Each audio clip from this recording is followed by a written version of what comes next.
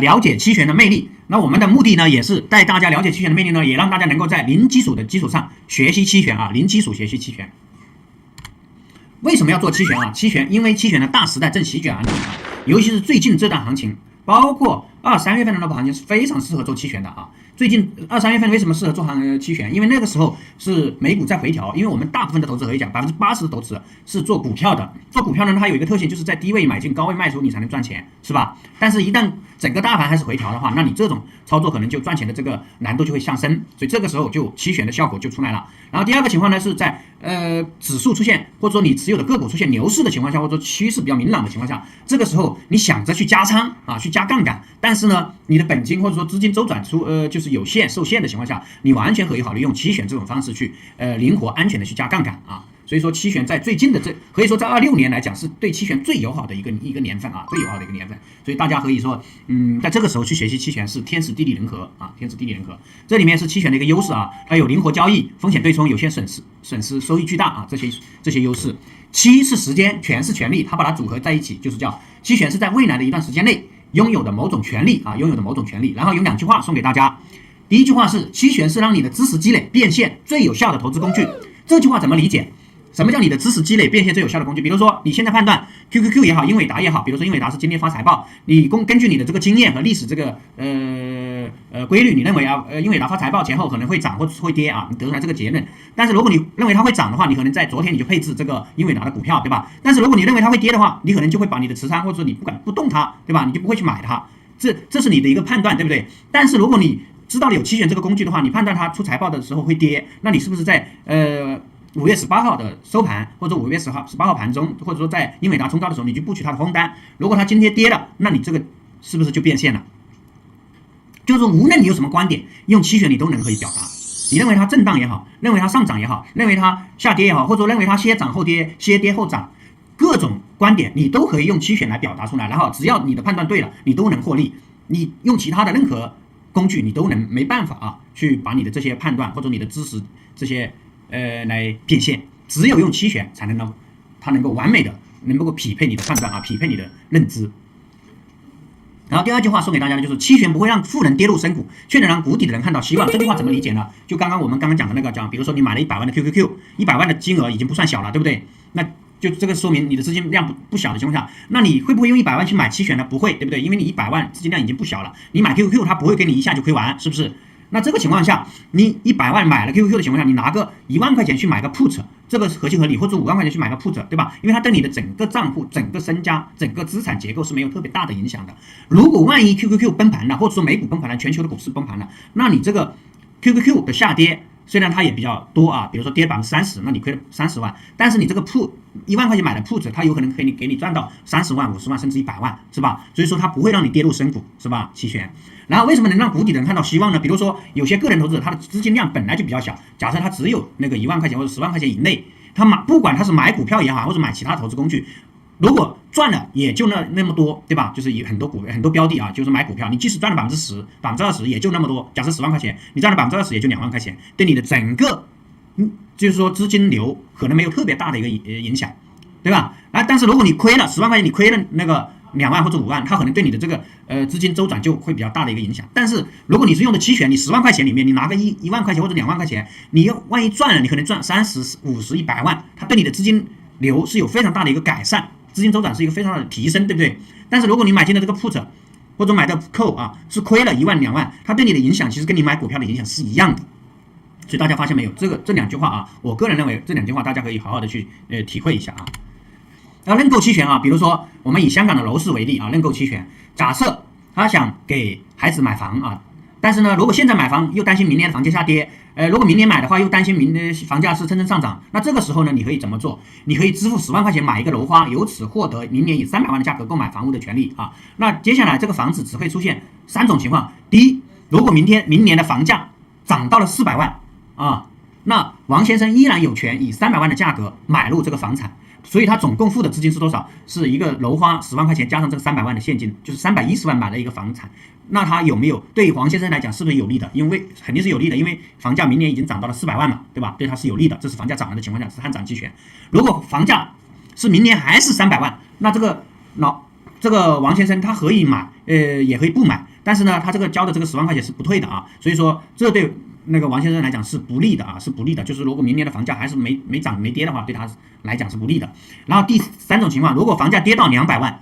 那这个王先生来讲，对他来讲也是有利的。为什么是有利的呢？他可以放弃权利，在市场上用那个10万块钱用200万的价格去买入，他总共花的等于是210万啊，就210万，就是他把那些不确定性都给去掉了。对他来讲的话，如果他现在用300万去买，跟他明年可以只用210万的价格去买的话，那等于是他还是节省了90万块钱。所以大家发现没有，这个就是汉涨期权、认购期权的一个案例啊。然后汉跌期权啊，汉跌期权呢，汉跌期权就跟汉涨期权是相反的。假设你手上是有货的啊。你现在是一个果园的主人，你有一批即将成熟的苹果啊。假如苹果现在是3块钱一斤，你担心市场价格在接下来一段时间会下跌啊，会影响自己的收益。那你为了规避下跌风险，你向水果经销商啊支付了一笔权利金，签订了一份合约，约定在1个月后，你有权以3块一斤的价格将苹果卖掉啊。那接下来这个苹果在未来的1个月，它价格还是有3种情况：第一种是涨到比3块钱高，第二种是还是维持在3块钱附近，第三种是跌到比3块钱要低，对吧？那这3种情况我们分别来分析一下。如果苹果价格上涨到4块钱一斤，那这个王先生啊，或者说这个你是持有苹果的这个货主啊，你就可以放弃这个权利，呢，但是你这个给这个水果经销商的这个权利金就不退，但是呢，你可以以市场价格去卖出你的苹果啊，你比如说以4块钱一斤卖出你的苹果啊，对吧？这样你就也获得了收益啊，我们这个地方。以房子为例，假设你有一套房子，现价是300万，然后你支付了10万块钱买了一个汉跌的认沽期权啊。假设房子明年涨到了400万，你这个10万块钱你可以不要了，然后你在市场上以400万的价格卖出啊，400万的价格卖出，对吧？那你总共的话，你的这个利润，你如果是以300万卖的话，你现价是300万，你300万卖的话，你这个没有什么利润。但是你涨到了400万，你去卖的话，因为你支付了10万块钱的这个汉跌期权的权利金，你还是赚了90万，对吧？然后，如果这个房价跌到了这个200万的话，你是不是有权利用300万的价格去卖这个房子？那如果你没有签订这个协议，你只能用200万的价格去卖，是吧？所以说你还是虽然这个协议值10万块钱啊，但是呢，你卖出300万卖房子300万还是卖掉了，对吧？那等于是再减掉你这花的10万块钱，那你实际还是卖出去了290万，你只是小小的亏损了啊，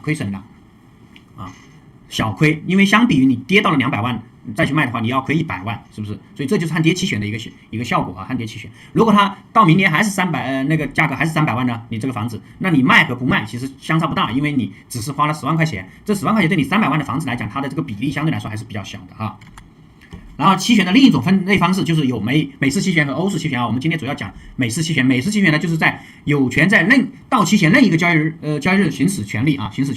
那我们的期权其实在我们的生活中是有非常多的应用的啊。比如说大家平时坐的飞机、坐的高铁啊，这些都是欧式期权。然后还有像哪些是美式期权？你比如说像这个饭票啊，比如说你们公司有食堂的话，有饭票或者说月饼票。这个饭票的话，你随时你今天可以去食堂吃饭，也明天也可以去食堂吃饭啊，这些都是它就是可以到期前任意一天去行使你的权利，包括我们说的这什么月饼票啊，或者说公司的什么一些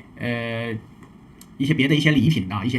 这些就是只要在到期前你随时去行权都可以啊。这是我们的这个期权的一个按到期时间按行权日啊这种分类。然后期权的功能啊，这个就不跟大家具体讲了，它的效果呢，其实我在今天的这个直播过程中已经大概跟大家说了一下它有哪些效果，有风险转移，有增强收益，有收益倍增啊，有精准化投资。精准化投资说白了就是你任何观点它都可以去给你来变现啊。这个精准化投资就跟我们的这个第一句话就是送给大家的第一句话可以匹配得上，就是期权是你的认知变现最快的投资工具啊，认知变现。